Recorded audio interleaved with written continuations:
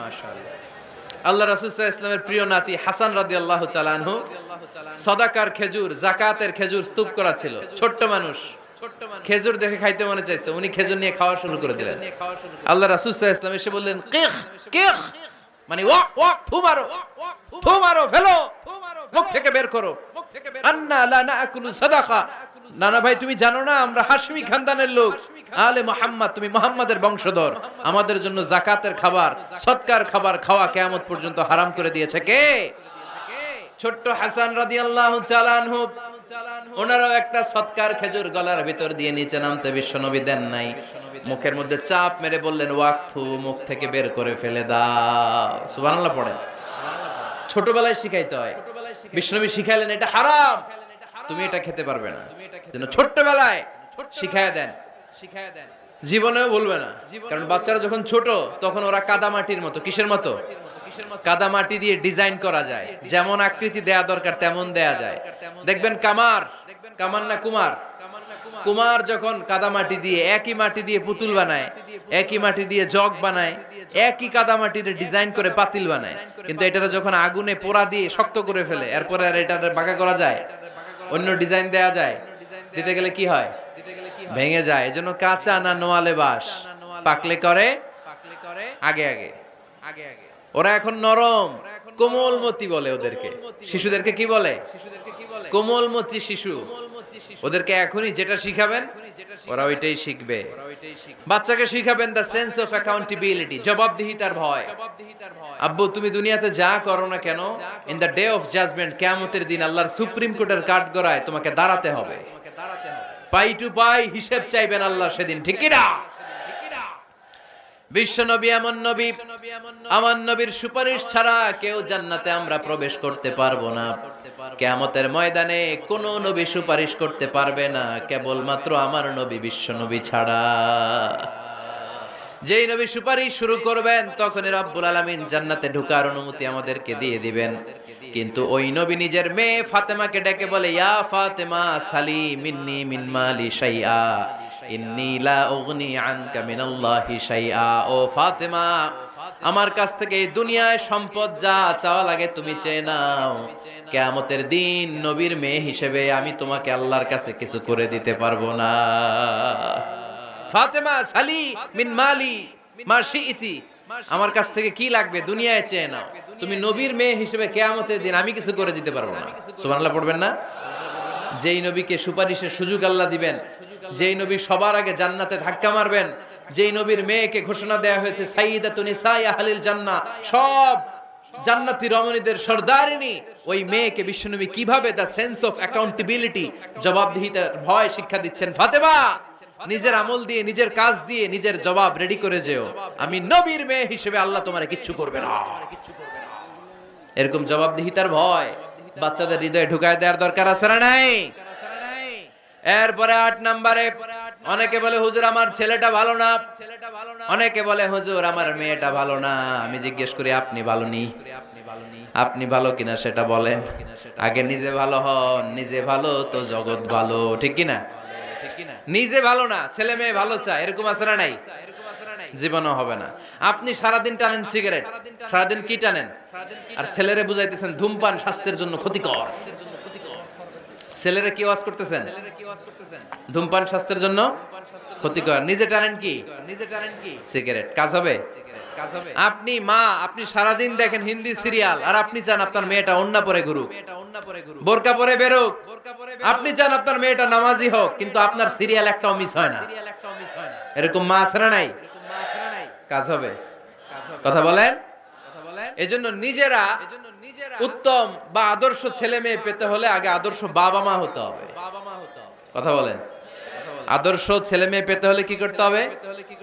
আদর্শ বাবা মা হতে হবে, কারণ তারা আমাদের অ্যাডভাইস শুনতে চায় না। বর্তমানের ছেলে পেলে এত ইচড়ে পাকা, এত ছোট্ট ছোট্ট ছেলে মেয়েরা প্রেম ভালোবাসা বুঝাবে আছে না নাই? এটা ওর ভাগাভাগি শেষ। কোন ক্লাসে?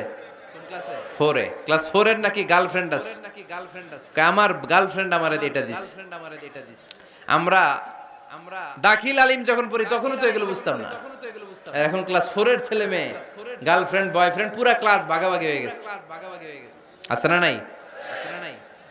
ইচড়ে পাকা, অকাল পক্ক, আগে আগে পেকে যায় ছেলে মেয়েগুলা। তো এই জন্য এদেরকে হ্যান্ডেল করা it's not easy job, it's a big deal. এটা অনেক কঠিন। They don't like to listen to our advices. They try to follow us. They try to copy us. They just do what we do. ওরা আমাদের উপদেশ শুনতে পছন্দ করে না। আমরা যা করি ওরা ওইটা করে। বাচ্চারা কিন্তু উপদেশ শুনতে পছন্দ করে না, জানেন? ওরা যা দেখে তাই করে, করে না? দেখবেন আপনি যখন নামাজ পড়বেন আপনার মেয়েটাও এসে নামাজে দাঁড়ায়, আছে না নাই? আপনি যখন নামাজ পড়েন, আমি যখন নামাজে দাঁড়াই, আমার ছোট্ট মেয়েটাও নামাজে দাঁড়ায় এইভাবে, আর বিড়বিড় করে কি যেন পড়ে, এরকম মুখ নাড়াতে থাকে, ঠোঁট নাড়াতে থাকে। ও ভালো করে কথাও বলতে পারে না, কিন্তু বিড়বিড় করে, কারণ ও আমাকে দেখে আমি বিড়বিড় করে কি যেন পড়ি। ওর মাকে দেখে এইভাবে দাঁড়ালে বিড়বিড় করে কি যেন পড়ে। সে আমাদের মতো অনুকরণ করতে চায়, আছে না নাই?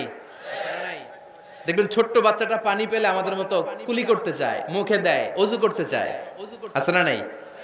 They try to copy us, they imitate us, they don't like to listen to our advices anymore. তারা আমাদের উপদেশ শুনতে চায় না, তারা আমরা যা করি তাই করতে চায়। এজন্য খবরদার, আপনি ভালো মা বাবা হন, তাহলে আপনার ছেলে মেয়েগুলো ভালো ছেলে মেয়ে হবে। আদর্শ ছেলে মেয়ে পেতে হলে আমাদেরকে হতে হবে আদর্শ মা বাবা। একমত না দ্বিমত? আওয়াজ করে বলতে হবে একমত না দ্বিমত। খেয়াল রাখবেন, একটা ছেলের চোখে, একটা ছোট্ট ছেলের চোখে তার জীবনের প্রথম নায়ক তার বাবা। একটা ছোট্ট মেয়ের চোখে তার জীবনের প্রথম নায়িকা তার মা। সে তার বাবার মতো হতে চায়। তার প্রমাণ, একটা পুলিশ ভাইয়ের ছোট্ট ছেলেরা জিজ্ঞেস করেন, বাবু তুমি কি হইবা? পুলিশ হমু। কি বলে? ইমাম সাহেবের ছেলেরা জিজ্ঞেস করেন, বাবা তুমি কি হতে চাও? কয় ইমাম হইতে চাই। কারণ ওর বাবারে দেখছে ও ইমাম। পুলিশের ছেলে তার বাবারে দেখে যে প্রতিদিন পুলিশের ইউনিফর্ম পরে বের হয়, তো সে ভাবে আব্বু পুলিশ হয়েছে, আমিও পুলিশ হবো। একটা ছেলের চোখে তার জীবনের প্রথম নায়ক তার বাবা, একটা ছোট্ট মেয়ের চোখে তার প্রথম নায়িকা তার মা। তার মাকে সে ফলো করে, অনুসরণ করে। এজন্য বাবা মা ভালো তো ছেলে মেয়ে ভালো। সিঙ্গাপুরে আমার একটা প্রোগ্রাম ছিল গত বছর। একটা সোশ্যাল গ্যাদারিং এর প্রোগ্রামে এক বোন কাগজে প্রশ্ন লিখে পাঠিয়েছে যে হুজুর, আমাদের বাচ্চারা এত মডার্ন হয়ে গেছে, ছোট্ট ছোট্ট বাচ্চারা খালি স্মার্টফোন ইউজ করে, মোবাইল। বাচ্চাদেরকে কিভাবে স্মার্টফোন ইউজ করা থেকে বিরত রাখা যায়? আমি এক বাক্যে উত্তর দিয়েছি, মা বাবা যদি অতিমাত্রায় স্মার্টফোন ব্যবহার করা থেকে বিরত থাকে তবেই এটা সম্ভব। মা বাবা যদি অতিমাত্রায় মোবাইল ব্যবহার করা বাদ না দেয়, বাচ্চাদেরকে উপদেশ দিয়ে কোনো লাভ হবে না। চিল্লায় বলেন ঠিক কিনা? কারণ বাচ্চারা দেখে বাবা ঘরে আসলে ফেসবুকিং করতেছে, মা ঘরে আসলে ইউটিউবে কি যেন দেখে, বাবার হাতেও স্মার্টফোন, মায়ের হাতেও স্মার্টফোন, খালার হাতেও স্মার্টফোন, সবাই মাথা নিচু করে মোবাইলে কি যেন করে। ওরও আকাঙ্ক্ষা জাগে আমিও এরকম করব, ঠিক কিনা? ও যদি দেখতো বাবার হাতে একটা বই, মায়ের হাতে একটা বই, খালার হাতে একটা বই, সেও ঘরের মধ্যে বই কোথায় আছে বই খুঁজতে আরম্ভ করতো। কথা বলেন? এজন্য বাবা মাকে আগে মডেল হতে হবে। আল কুদওয়া আল হাসানা। উত্তম ছেলে মেয়ে যদি কেউ পেতে চান, আদর্শ ছেলে মেয়ে পেতে চাইলে আগে আদর্শ মা বাবা নিজের হতে হবে। তাইলে আদর্শ ছেলে মেয়ে দান করবে কে? 9 নাম্বার, ছেলে মেয়েদের সাথে সময় কাটান। Spending time is more important than spending money for the children. ছেলে মেয়েদের জন্য টাকা ব্যয় করার চেয়ে ছেলে মেয়েদের সাথে সময় ব্যয় করা বেশি জরুরি। আছে না নাই? অনেক ফ্যামিলি, এত ব্যস্ত ফ্যামিলি, বাবাও চাকরি করে, মাও চাকরি করে। ছেলেমেয়েরা যখন ঘুমায় থাকে তখন বাবা মা অফিসে চলে যায়, তখন ছেলেমেয়েরা ঘুমায়।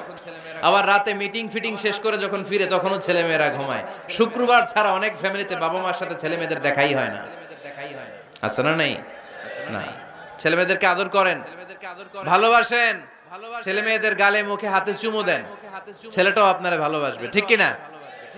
বিশ্বনবী সাল্লাল্লাহু আলাইহি সাল্লাম বাচ্চা দেখলে গালে চুমু দিতেন, মাথায় হাত বুলিয়ে দিতেন। আকরা ইবনে হাবিস আত-তামিমি রাদিয়াল্লাহু তাআলা আনহু বলেন, ইয়া রাসূলুল্লাহ, আমি দেখেছি আপনি বাচ্চাদেরকে দেখলে তাদের হাতে চুমু দেন, তাদের গালে চুমু দেন।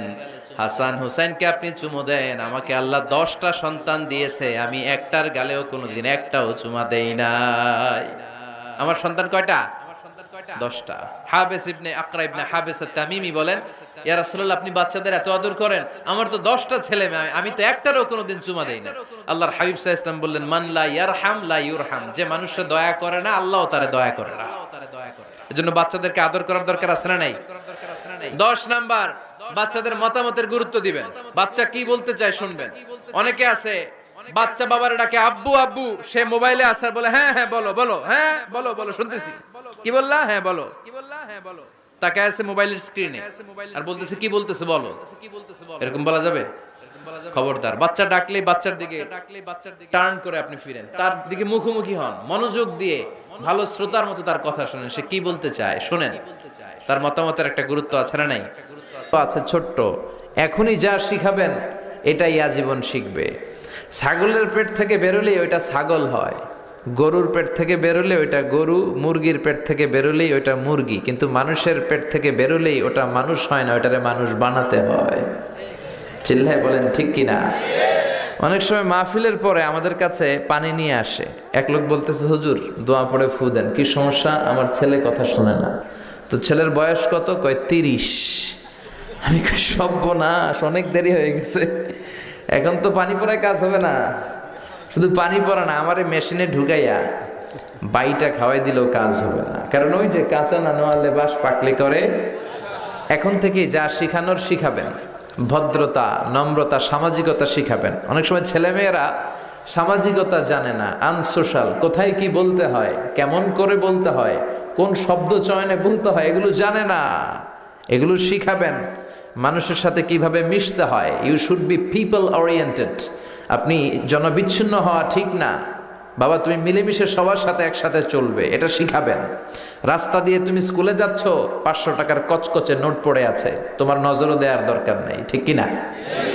রাস্তা দিয়ে হেঁটে যাচ্ছ, আম বাগানে আম পেকে আছে, টুপ করে একটা আম নিয়ে ব্যাগে ভরে বাসায় চলে আসলা, কেউ দেখে নাই, দেখলো কে? এই সেন্স অফ অ্যাকাউন্টেবিলিটি, জবাবদিহিতার ভয় যদি ছেলে মেয়েদের মাথায় ছোট্টবেলা থেকে ঢুকায় দিতে পারেন, ছেলেগুলো আল্লাহওয়ালা হবে, নামাজি হবে, ভদ্র হবে, সৎ মানুষ হবে, ঠিক কিনা? এজন্য ছেলে মেয়েদেরকে ছোট্টবেলা থেকেই ইসলাম শিখান, কোরআন শিখান। কোরআন শিখালে আপনার ছেলে হেরে যাবে না, জিতে যাবে। কোরআন শিখালে আপনার ছেলে ঠকবে না, জিতবে। যারা কোরআন শিখে তারা জ্ঞানী হয়, তারা বুদ্ধিমান হয়, তারা ইন্টেলেকচুয়াল পার্সোনালিটি হয়, তারা গোটা বিশ্বের কোথায় কিভাবে করতে হয় সব জানে, কারণ কোরআন আপনার ছেলেকে পড়ার কথাই বলে। কোরআনের প্রথম কথাই হচ্ছে পড়ো। কোরআনের প্রথম কথা কি? রব্বুল আলামিন বলেন ইকরা বিসমি রাব্বিকাল্লাযী খালাক খালাকাল ইনসানা মিন আলাক।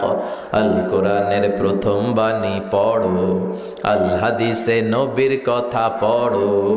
আল কোরআনের প্রথম বাণী পড়ো, আল হাদিসে নবীর কথা পড়ো। পড়ে পড়ে শেখো, শিখে শিখে তুমি তোমার নিজের জীবন গড়ো। পড়েন সুবহানাল্লাহ। এজন্য কোরআন শিখাতে রাজি আছেন তো? সকালবেলা মসজিদে পাঠাবেন, মক্তবে পাঠাবেন। এই যে মক্তবের tradition, it's a very nice tradition. We belong this tradition, we are proud of it. আমাদের বাংলাদেশের এই আবহমান কাল ধরে ফজরের পরে মক্তবে পাঠানোর যে সিস্টেমটা, এটা চমৎকার সিস্টেম। এগুলারে উঠাই দিয়েন না, এগুলো ছাড়বেন তো মরবেন। ফজরের পরেই ছেলে মেয়েদেরকে মক্তবে পাঠান, সেখানে যাবে, কোরআন শিখবে। আপনার ছেলেরা শুধু আপনি কোরআন শিখাবেন, কোরআনই আপনার ছেলেরা বিশ্বটা শিখাই দিবে। চিল্লায় বলেন ঠিক কিনা? আল্লাহ আমাদেরকে সহি সমঝ দান করুন। আল্লাহ আমাদের ছেলে মেয়েগুলারে মানুষের মতো মানুষ বানাক, আমাদের ফ্যামিলিগুলারে জান্নাতি ফ্যামিলি বানাক। ফ্যামিলির সুখটাই আসল সুখ, ঠিক কিনা? আপনি কোটিপতি, 1000 কোটি টাকার মালিক হইলেই যে একেবারে সুখে গদগদ এমন নাও হতে পারে।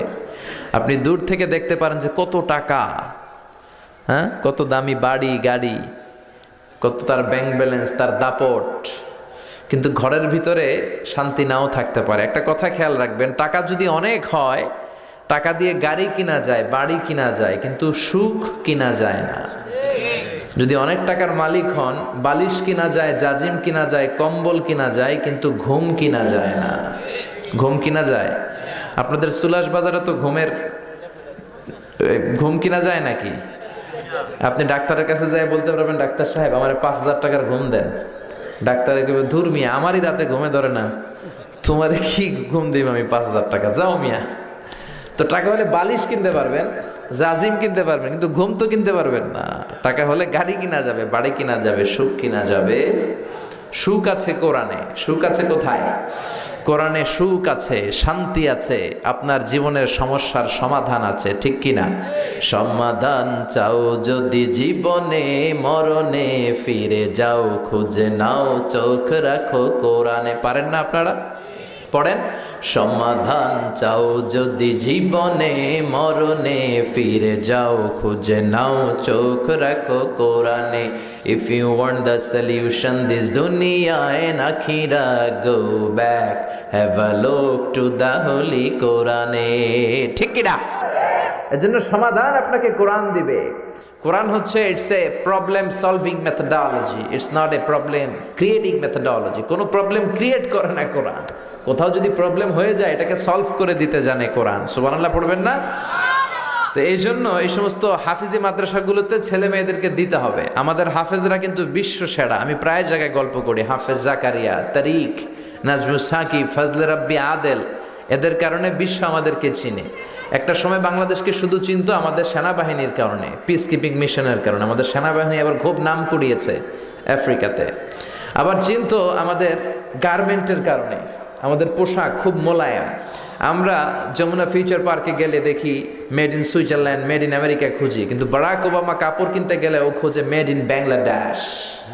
বাংলাদেশের কাপড় কই আছে ওটা দেখে দেখে সে পড়ে। ডোনাল্ড ট্রাম্প তার নির্বাচনী প্রচারণায় একটা লাল কালারের ক্যাপ পরেছিল। ওই ক্যাপে তার স্লোগান ছিল মেক আমেরিকা গ্রেট অ্যাগেইন, আমেরিকাকে আবার গ্রেট বানাও। তো তার ক্যাপটাও মেড ইন বাংলাদেশ, আমাদের বাংলাদেশের শ্রমিকরা বানিয়েছে। সুবহানাল্লাহ বেরোয় না মুখ দিয়ে। তো এই কাপড়ের কারণে চিনতো, মিলিটারির কারণে চিনতো, আবার চিনতে শুরু করেছে ভাষার কারণে। 21 ফেব্রুয়ারিতে এখন ইন্টারন্যাশনাল মাদার ল্যাঙ্গুয়েজ ডে, আমাদেরকে চিনে। এরপরে টঙ্গীর ইজতেমার কারণে আমাদেরকে চিনে। অনেক সময় আমরা বলি আমরা বাংলাদেশের, কোন বাংলাদেশ? তখন যদি বলি ইজতেমা, ইজতেমা, ও ইজতেমা, টঙ্গীর ইজতেমা, তখন আবার চিনে। বুঝতে পেরেছেন? এরপরে হাফেজদের কারণে চিনে। আমাদের হাফেজরা এখন গোটা বিশ্বে 1 নাম্বার হাফেজ, র্যাঙ্কিংয়ে 1 নাম্বার পজিশন তারা হোল্ড করেছে। এবং আমাদের হাফেজরা যদি কোনো ইন্টারন্যাশনাল কম্পিটিশনের চেয়ারে বসে, তাদেরকে প্রশ্ন করে আটকাতে পারে, এরকম কোনো বিচারক আল্লাহর জমিনে পয়দা হয় নাই। এরপরে আরেকটা জিনিসের কারণেও চিনে, আমাদের দুর্নীতির কারণে। করাপশন আছে না নাই? সবাই কয় হুজুর তো এতক্ষণ ভালো লাইনে আসিল, এখন আবার কোন লাইন ধরলো? দুর্নীতি আছে না নাই? জোরে বলেন। আমাদের দেশের প্রত্যেকটা সরকারি অফিসের রন্ধ্রে রন্ধ্রে দুর্নীতি। আমরা আলহামদুলিল্লাহ 3 বার চ্যাম্পিয়ন হয়েছি দুর্নীতিতে। 3য় বার আমাদের সাথে যুগ্মভাবে চ্যাম্পিয়ন হয়েছে হাইতি। এই স্বাধীনতার স্থপতি বঙ্গবন্ধু শেখ মুজিবুর রহমান অনেক চেষ্টা করছে দুর্নীতি বন্ধ করার জন্য, কিন্তু পারে নাই। পারবে কেমনে? উনি যে দল গঠন করছে ওই দলের লোকদের মধ্যে দুর্নীতিবাজ আছে, আছে না নাই? শুধু এই দল না, প্রত্যেক দলের ভিতরেই দুর্নীতিবাজ। আমরা যাব কই? আমাদের তো নতুন কোনো অপশন নাই। সরকার আসে, সরকার যায়, দেশের চেহারা পাল্টায় না।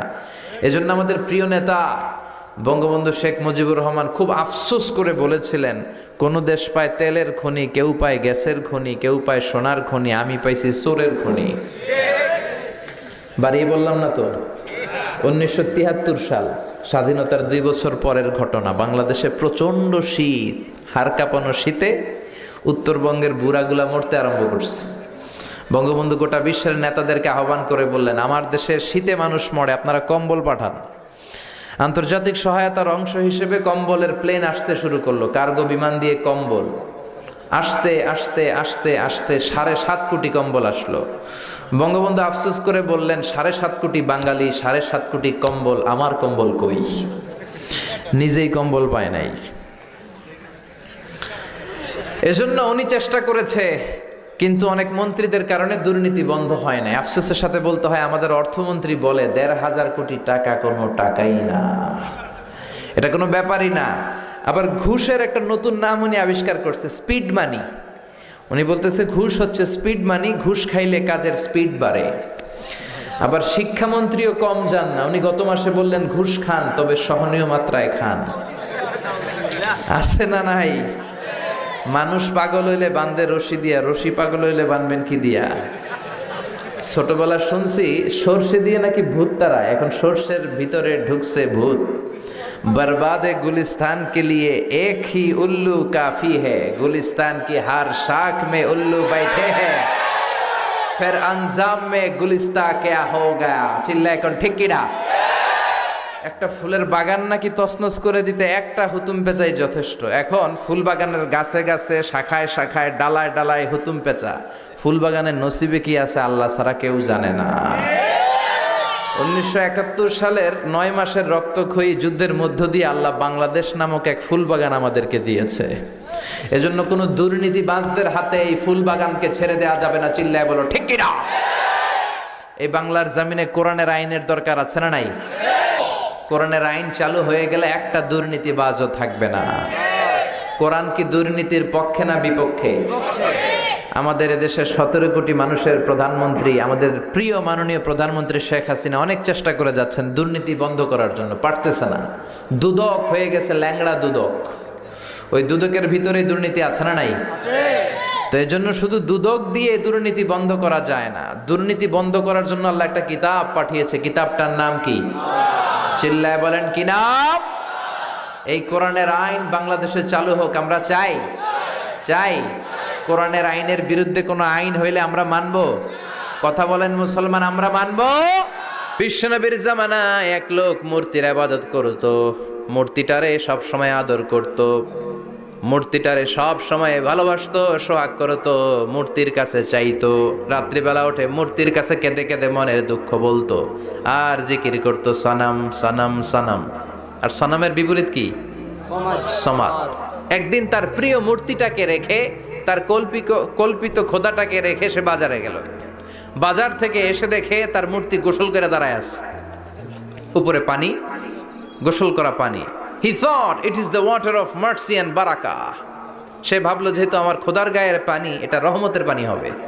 কথা বলেন, খোদায় যদি গোসল করে খারাপ পানি দিয়ে করবে নাকি? কথা কয় না।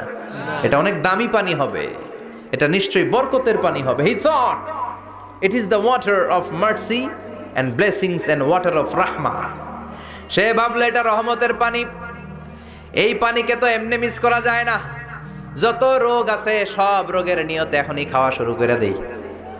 জিহ্বা দিয়ে চাটতে শুরু করেছে। Started to suck it, the water of barakah.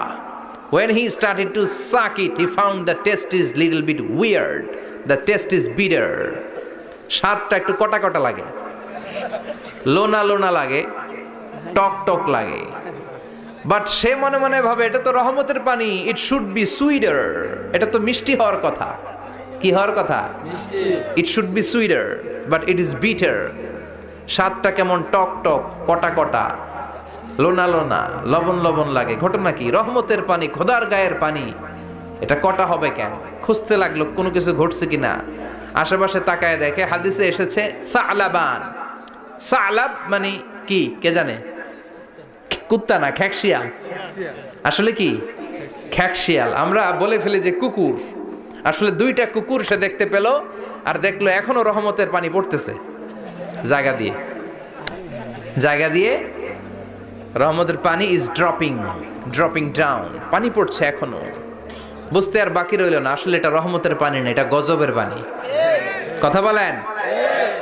রেগে মেগে আগুন। ঘটনা কি? এতদিন ভাবতাম খোদা, এখন দেহি হুদা। রাতের ঘুম নষ্ট করে কত রাত কেঁদেছি, কত রাত মনের কথাগুলো তাকে আমি বলেছি, এখন দেহি হুদা। আগে ভাবতাম খোদা। আসলে তো এইটা আমার কিচ্ছু করতে পারবে না, এটার এখন সাইজ করার সময় আসছে। কথা কন। মূর্তিটাকে নিয়ে জমিনের মধ্যে আছড়াতে শুরু করলো, ভাঙতে ভাঙতে হাত আলাদা করলো, খোদার হাত পা সব আলাদা করে ফেলছে। খোদারে মাইরা সাইজ করে তুরজা করে ফেলাইছে। হাত পা, খোদার হাত পা নিয়ে বিশ্বনবীর কাছে চলে গিয়েছে, যে বলে আব্দুল্লাহর বেটা মোহাম্মদ, বড্ড ভুলের ভেতরে আমি ছিলাম। এই নাম কল্পিত খোদা, এই মূর্তি আমারে কিছু করতে পারবে না। যে নিজেকে খ্যাকশিয়ালের পেশাব থেকে নিজের দেহটারে বাঁচাতে পারে না, এই খ্যাকশিয়ালের পেশাব থেকে যে নিজের রক্ষা করতে পারলো না, সে কিয়ামতের দিন কঠিন মুসিবতের কালে জাহান্নামের আগুন থেকে আমারে কেমনে বাঁচাবে? কেমনে বাঁচাবে? আমি আর এই কল্পিত খোদার ইবাদত করতে চাই না, আপনি আমাকে শাহাদা পড়িয়ে দেন। কি পড়িয়ে দেন? এসে বলে আব্দুল্লাহর বেটা মুহাম্মদ, আর আমি এই কল্পিত মূর্তির ইবাদত করতে চাই না, আমারে পড়িয়ে দেন লা ইলাহা ইল্লাল্লাহু মুহাম্মাদুর রাসূলুল্লাহ সাল্লাল্লাহু আলাইহি ওয়াসাল্লাম। কালিমা পড়ে মুসলমান হয়ে গিয়েছে। তার মানে এই সূরার আরেকটা নাম হচ্ছে সূরাতুস সামাদ। তিনটা নাম আমরা শিখলাম এই সূরার। প্রথমে শিখেছি সূরাতুত তাওহীদ, 2 নম্বরে শিখেছি সূরাতুল মারিফা, 3 নম্বরে শিখেছি সূরাতুস সামাদ। এই সূরাটা অনেক ফজিলতপূর্ণ সূরা। বিশ্বনবী এই সূরাটাকে বড্ড বেশি ভালোবাসতেন। বিশ্বনবী সাল্লাল্লাহু আলাইহি ওয়াসাল্লাম ফজরের যে 2 রাকাত সুন্নাত, মাগরিবের যে 2 রাকাত সুন্নাত, এই সুন্নাত নামাজে এই সূরাটা পড়তেন। জোরে পড়েন সুবহানাল্লাহ। আবার যারা হজ উমরা করতে গিয়েছেন, তাওয়াফ করা লাগে, ফরজ তাওয়াফ আছে, নফল তাওয়াফ আছে, 7টা টার্ন করা লাগে। হাজরে আসওয়াদ থেকে শুরু করে আবার হাজরে আসওয়াদ পর্যন্ত 1 চক্কর, এরকম 7টা চক্কর দিলে হয় একটা তাওয়াফ। সব নবীরা, সব আল্লাহর ওলিরা, পৃথিবীর সব মুসলমানরা আল্লাহর এই ঘরকে কেন্দ্র করে প্রতিদিন তাওয়াফ করে। কোন সুবহানাল্লাহ। এবং তাওয়াফের এই ইবাদতটা পৃথিবীর শুধু ওই এক জায়গায় করা যায়। নামাজ পৃথিবীর সব জায়গায় পড়া যায়, ঠিক কিনা? মসজিদুল হারামেও পড়া যায়, বাংলাদেশেও পড়া যায়। জিকির আল্লাহর ঘরেও করা যায়, এখানেও করা যায়। দান ওখানেও করা যায়, এখানেও করা যায়। কিন্তু তাওয়াফের মতো ইবাদত, এটা কি সব জায়গায় করা যায়? নাগাইশে তাওয়াফ করতে পারবেন? সিঙ্গাপুরে পারবেন? আমেরিকায় পারা যাবে? পারা যাবে কোথায়? আল্লাহর ঘরকে কেন্দ্র করে মক্কাতুল মুকাররমাতে প্রতিদিন আল্লাহর ঘরের উপর 120টা রহমত নাজিল হয়। সিদ্দিন আলী তাইফিন, তার মধ্যে থেকে 60টা রহমত হচ্ছে যারা আল্লাহর ঘরকে তাওয়াফ করে তাদের জন্য। আরবাঈন আলিল মুসাল্লিন, 40টা হচ্ছে যারা আল্লাহর ঘরের সামনে নামাজ পড়ে তাদের জন্য। 40 আর 60 মিলে 100, বাকি রইল কয়টা? ওয়াল 20 লিন-নাযিরিনা ইলাল কাবা, বাকি 20টা রহমত যারা নামাজ পড়ে না, তাওয়াফ করে না, শুধু আল্লাহর ঘরের গিলাফের দিকে তাকিয়ে থাকে, তাদের উপর 20টা রহমত। বিষ্ণু ঈসা ইসলাম তাওয়াফ করার পরে 2 রাকাত নামাজ পড়তে হয়। এই 2 রাকাত নামাজের দ্বিতীয় রাকাতে সূরাতুল ইখলাস পড়তেন, প্রথম রাকাতে পড়তেন সূরাতুল কাফিরুন। তাওয়াফের সালাতে প্রথম রাকাতে কোন সূরা?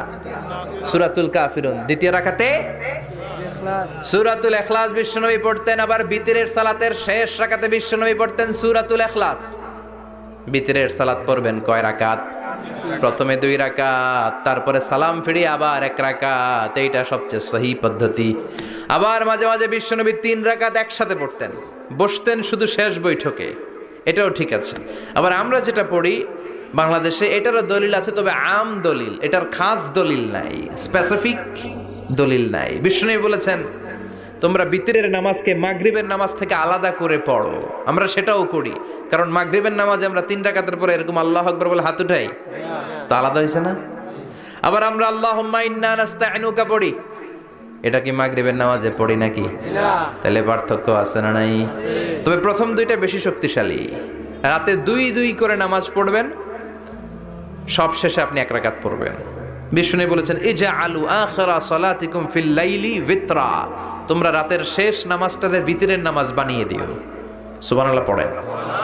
এইজন্য যাদের তাহাজ্জুদের অভ্যাস আছে, তাহাজ্জুদের পড়ে পড়া সুন্নাত। যাদের তাহাজ্জুদের অভ্যাস নাই, এশার সালাতের পড়ে ফেলবেন। ইন্নাল্লাহা বিতরুন ইউহিব্বুল বিতরা, আল্লাহ নিজে বেজোর, তাই বেজোরকে তিনি পছন্দ করেন। এজন্য দিনের নামাজ, রাতের নামাজ সবই বেজোর। সারা দিন যা পড়লেন, মাগরিবের 3 রাকাত পড়ার মধ্য দিয়ে সব বেজোর হয়ে যায়। আবার রাতে 4 রাকাত, 2 রাকাত করে যত নামাজ পড়লেন, শেষে 1 রাকাত বেতের দিয়ে বা 3 রাকাত বেতের দিয়ে সব বেজোর হয়ে যায়। এই 3 রাকাত বেতেরের নামাজের সর্বশেষ রাকাতে বিশ্বনবী এই ছোট্ট সূরাটা পড়তেন। সুবহানাল্লাহ পড়বেন না? এই আমলগুলো করতে রাজি আছেন তো? মনে থাকবে সবার? আবার বিশ্বনবী বলতেন সূরাতুল ইখলাস সাধারণ সূরা না, এটা সুলুসুল কোরআন, 1/3 অফ দ্য বুক। কোরআনের 3 ভাগের 1 ভাগ। কোরআন 30 পারা। এই সূরা একবার তেলাওয়াত করলে 10 পারার সওয়াব হয়ে যায়। 2 বারে পড়লে 20 পারার সওয়াব হয়ে যায়। 3 বারে পড়লে 30 পারার সওয়াব হয়ে যায়। পড়েন সুবহানাল্লাহ। 1/3 এই পুরো কিতাবের 1/3, 1/3 অফ দ্য বুক, সুলুসুল কোরআন। একবার পড়লে 10 পারা, 2 বার পড়লে তিনবার পড়লে 30 পারা।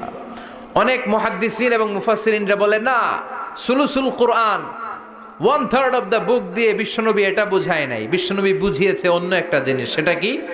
সেটা হচ্ছে পুরো 30 পারা কোরআনের কথাকে যদি আমাকে 3 শব্দে আপনি আমাকে বলতে বলেন যে হুজুর পুরো 30 পারায় আল্লাহ কি বলেছে, আমি বলবো তাওহীদ, রিসালাত, আখিরাত। এই 3টা কথা পুরো 30 পারা কোরআনের ভেতরে আল্লাহ তাআলা আমাদেরকে বলেছেন। তাই কোরআনের যে সূরারই তাফসীর আমি করি না কেন, সেখানে হয় তাওহীদ, নয় রিসালাত, নয় আখিরাতের কথা সেখানে আছে না নাই?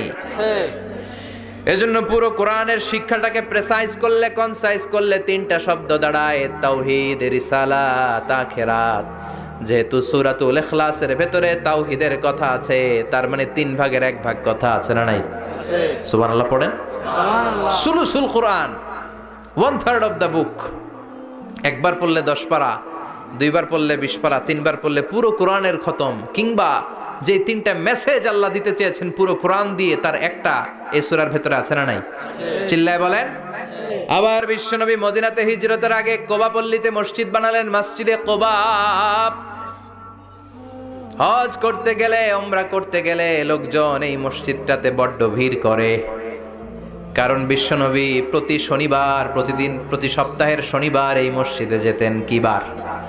কথা বলেন। এজন্য মদিনাতে গেলে শনিবারে জিয়ারাত করা সুন্নাত। শনিবারে, প্রতি শনিবারে বিশ্বনবী মসজিদে নববী থেকে হেঁটে হেঁটে হেঁটে হেঁটে এই মসজিদে কোবায় যেতেন। এবং বিশ্বনবী বলেছেন যারা ঘর থেকে ওযু করে এই মসজিদে কোবায় যে 2 রাকাত নামাজ পড়বে, একটা কবুল উমরা হজের সওয়াব আল্লাহ তার আমলনামায় দিয়ে দিবে। এই মসজিদে, কোবা মসজিদের জন্য বিশ্বনবী একজন ইমাম নির্ধারণ করলেন। ইমাম সাহেবকে বললেন যাও তুমি নামাজ পড়াও। বিশ্বনবীর অ্যাপয়েন্ট দেয়া ইমাম সাহেব কোবা পল্লীতে যে নামাজ পড়ানো শুরু করলেন। কিন্তু সমস্যা বেড়ে গেল।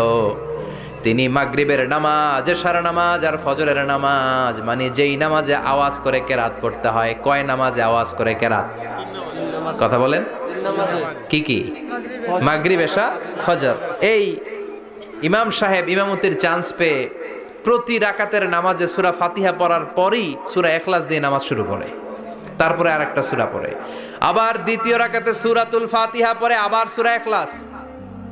ফজরের সময়ও সূরা ইখলাস, এশার সময়ও সূরা ইখলাস, মাগরিবের সময়ও এই সূরা।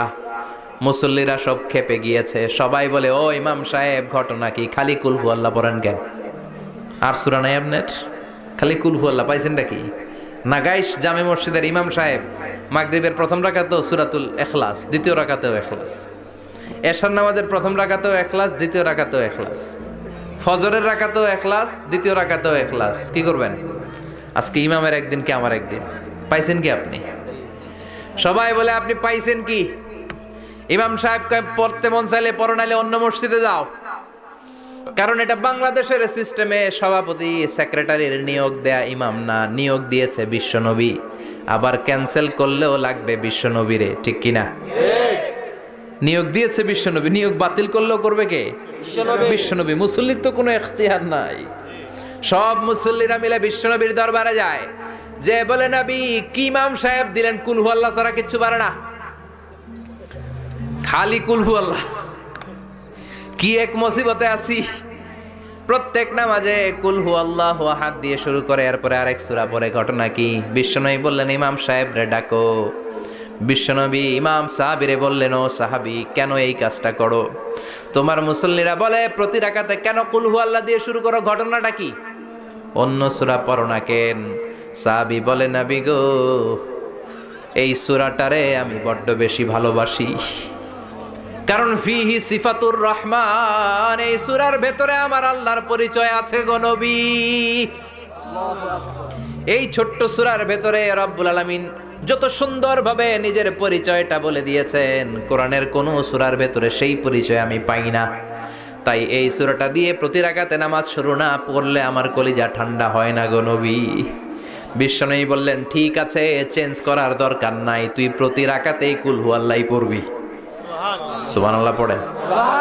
প্রতি রাকাতেই তুমি সূরাতুল ইখলাস পড়বা, ইমামতি বাতিল হবে না। তবে জেনে রেখো এই সূরার প্রতি ভালোবাসা কিয়ামতের দিন তোমার জান্নাতে পাঠায়া দিবে। এই সূরার ভালোবাসার কারণে জাহান্নামের আগুন তোমার জন্য হারাম করে দিয়েছে কে? আল্লাহ। এজন্য সূরাতুল ইখলাস বেশি বেশি তেলাওয়াতের দরকার আছে না নাই? কথা বলেন। আজকে থেকে বেশি বেশি সূরাতুল ইখলাস তেলাওয়াত করবেন তো ইনশাআল্লাহ। সবাই রাজি আছেন তো ইনশাআল্লাহ? নবম হিজরির ঘটনা। বিশ্বনবী সাল্লাল্লাহু আলাইহি ওয়াসাল্লাম তাবুকের যুদ্ধে গেলেন। বিশ্বনবী তাবুকের ময়দানে আসছে শুই না কাফের মুশরিকের আন্ডা বাচ্চা সব দৌড়। কারণ বিশ্বনবী কোনো যুদ্ধে গেলে বা কোনো জায়গায় দাঁড়ালে ওনার ডানে বায়ে সামনে পেছনে 1 মাসের এরিয়ার মধ্যে যদি কোনো কাফের মুশরিক থাকে তাদের অন্তরের ভেতরে বিশ্বনবীর ব্যাপারে ভয় আর ধুকধুকানি তৈরি করে দেয় কে? আল্লাহ। বিশ্বনবী তাবুকের ময়দানে গেলেন। রোমান সাম্রাজ্যের খ্রিস্টান সৈনিকেরা যখন জানতে পারলো বিশ্বনবী এসেছে, সব সৈনিক নিয়ে দৌড়। আইজো দৌড়, কাইলো দৌড়, কই যুদ্ধের দরকার নাই, ভিক্ষা লাগবো না, আগে কুত্তা ঠেকান। সব দৌড়। কোন যুদ্ধ ছাড়াই বিশ্বনবী জিতে গিয়েছে। কোন সুবহানাল্লাহ। বিশ্বনবী আল্লাহর শুকরিয়া করলেন। হঠাৎ বিশ্বনবী দেখলেন আকাশের সূর্যের আলো ক্ষীণ হতে শুরু করেছে, কমতে শুরু করেছে। তিনি খেয়াল করে দেখলেন এর কারণ সাইয়েদনা জিব্রাইল বিশাল ফেরেশতাদের বহন নিয়ে পৃথিবীতে নেমে আসছেন। পড়েন সুবহানাল্লাহ। এসে বললেন ইয়া রাসূলুল্লাহ, আমি 1,40,000 ফেরেশতা নিয়ে নেমে এসেছি। আপনি কি জানেন না ঠিক একটু আগে মদিনাতে আপনার এক প্রিয় সাহাবা, তার নাম হচ্ছে মুআবিয়া ইবনে মুআবিয়া আল মুজানি, একটু আগে শেষ নিঃশ্বাস ত্যাগ করেছে। বিশ্বনবী বললেন ইন্না লিল্লাহি ওয়া ইন্না ইলাইহি রাজিউন। সাইয়েদনা জিব্রাইল বললেন ও নবী, আপনি কি আপনার প্রাণের সাহাবীর জন্য গায়েবানা জানাজা পড়বেন না? বিশ্বনবী বললেন অবশ্যই পড়ব। গায়েবানা জানাজা চিনেন তো? এটা পড়া কিন্তু সুন্নাহ। সামনে লাশ নাই, কিন্তু আমি ইমাম, সবাই দাঁড়ালেন পেছনে, আল্লাহু আকবার 4টা তাকবীর দিয়ে আমরা নামাজ পড়লাম, মৃত ভাইয়ের জন্য দোয়া করলাম। এটার বলে গায়েবানা জানাজা। সুবহানাল্লাহ পড়েন। বিশ্বনবী বললেন অবশ্যই পড়ব। সাহাবীদের মধ্যে ঘোষণা দিলেন, ও সাহাবারা, তোমাদের ভাই মুআবিয়া ইবনে মুআবিয়া আল মুজানি কিছুক্ষণ আগে মদিনাতে ইন্তেকাল করেছে। তোমাদের ভাইদের জন্য সবাই বাইরে বের হয়ে আসো, এই মাত্র আমরা এই মুহূর্তে আমরা গায়েবানা জানাজা পড়ব। বিশ্বনবী প্রথম কাতারে দাঁড়ালেন। হাজার হাজার সাহাবারা লাইন ধরে দাঁড়ালো। সাইয়েদনা জিব্রাইল 1,40,000 ফেরেশতা নিয়ে সাহাবাদের পেছনে 2টা লাইনে দাঁড়িয়ে গেলেন। প্রথম লাইনে 70,000, দ্বিতীয় লাইনে আরো 70,000, 1,40,000 ফেরেশতাদের বহর। আর সাহাবারা মিলে আল্লাহু আকবার বলে গায়েবানা জানাজা শুরু করলেন। নামাজ শেষ। বিশ্বনবী তো অবাক, ঘটনা কি? কোন সাহাবীর গায়েবানা জানাজায় তো ফেরেশতা নামে না আকাশের উপর থেকে। বিশ্বনবী জিজ্ঞেস করলেন জিব্রাইল, কোন সাহাবীর গায়েবানা জানাজায় তোমরা আকাশ থেকে এত ফেরেশতার বহর নিয়ে নামো নাই? কি এমন আমল করেছে আমার মুআবিয়া? কি এমন ভালো গুণ ছিল, ভালো আমল ছিল যার কারণে আরশের উপরে তার এত সম্মান, যার কারণে 1,40,000 ফেরেশতার বহর নিয়ে তোমরা দুনিয়াতে নেমে এসেছো? সাইয়েদনা জিব্রাইল বললেন, নবী, তেমন কোনো বড় আমল নয়, ছোট্ট একটা আমল, কিন্তু আমলটারে ভালোবেসেছে কে? আল্লাহ। আপনার এই প্রিয় সাহাবী হাঁটতে বসতে চলতে ফিরিতে সব সময় পড়তো কুল হুয়াল্লাহু আহাদ আল্লাহুস সামাদ লাম ইয়ালিদ ওয়া লাম ইউলাদ ওয়া লাম ইয়াকুল লাহু কুফুয়ান আহাদ। পড়েন আল্লাহু আকবার। আল্লাহু আকবার। এজন্য বেশি বেশি সূরাতুল ইখলাস তেলাওয়াত করতে রাজি আছেন তো ইনশাআল্লাহ? মনে থাকবে ইনশাআল্লাহ। বিষ্ণু ঈসা ইসলাম প্রতিদিন ফজরের নামাজের পরে, মাগরিবের নামাজের পরে, ওয়া ইনদামা ইয়ামশি ইলা ফিরাশিহি, রাতে যখন বিছানায় যাবেন, এই 2 হাতকে একত্রিত করে সূরাতুল ইখলাস পড়তেন, সূরাতুল ফালাক পড়তেন, সূরাতুন নাস পড়তেন, পড়ে হাতে ফু দিতেন। সহিহ হাদিস। ফু দিয়ে এই ফু দেওয়া হাতটা সারা দেহের মধ্যে ইয়াবদাউ বিহিমা রাসাহু, মাথা থেকে শুরু করে পা পর্যন্ত এভাবে মেসেজ করে দিতেন, মালিশ করে দিতেন। সুবহানাল্লাহ পড়েন। This is a protection you take from your lord, from all the bad eyes, evil eyes, সব হিংসুকের চোখ থেকে, হিংসা থেকে, সব জাদুটোনা থেকে, সব ব্ল্যাক ম্যাজিক থেকে আপনি প্রোটেকশন চাইলেন কার কাছে? আল্লাহর কাছে। সকালবেলা যদি এই 3টা সূরা পড়ে ফু দেন, এটাকে আরবিতে বলে কুল আস-সালাসা, কারণ এই তিনটা সূরার শুরুতেই কুল আছে না নাই? কুল হুয়াল্লাহু আহাদ, কুল আউযু বিরাব্বিল ফালাক, কুল আউযু বিরাব্বিন নাস। এজন্য এই তিনটাকে আরবিতে বলে কুল আস-সালাসা, মানে তিন কুল। কি বলে? তিন কুল। সূরাতুল ইখলাস, সূরাতুল ফালাক, সূরাতুন নাস। ফজরের পরে, মাগরিবের পরে আর বিছানায় যাওয়ার সময় দুই হাত একত্রিত করে ফু দিবেন, সারা গায়ে মেসেজ করবেন, মনে থাকবে? কালকে থেকে এটার আমল করা যাবে না?